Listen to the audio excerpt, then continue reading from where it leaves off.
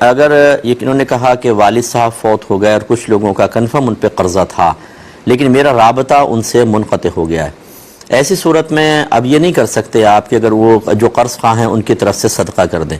اگر آپ کر بھی دیں گے اور کبھی بھی وہ واپس آئے تو آپ کو بہرحال ان کو دینا پڑے گا. تو ہمارا مشورہ یہ ہے کہ صدقہ وغیرہ کچھ بھی نہ کریں. اگر آپ کو پتہ ہے والد صاحب کہہ گئے تھے یا کہیں لکھ گئے تھے کہ مجھ پہ اتنا قرضہ ہے، اسے آپ اپنے پاس بس سمجھ لیں محفوظ رکھیں. جب وہ شخص کبھی آئے گا تو دے دیں، اگر نہیں آیا تو انشاءاللہ پھر یا تو پھر آپ آخری ٹائم میں جب آپ کو امید ہو کہ اب وہ بالکل نہیں آئے گا تو صدقہ کر دیجئے، ٹھیک ہے، اور یا پھر والد صاحب جانیں اور وہ جانیں.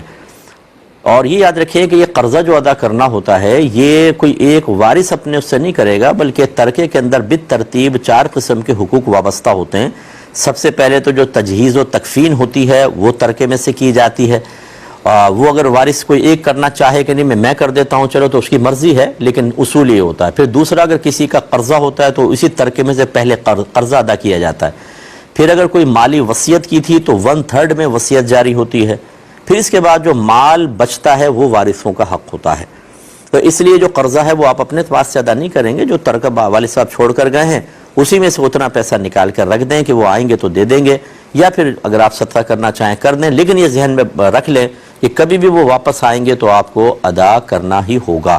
اور اگر کوشش کریں رابطہ منقطع ہو گیا لیکن کسی طریقے سے رابطہ ہو سکتا ہے، جیسے والد صاحب کے پرانے دوستوں سے آپ کانٹیکٹ کریں قریبی سے تو مل جاتا ہے، آخر چین مل جاتی ہے، تو اس طرح کر کے انہیں واپس ہی کر دیں.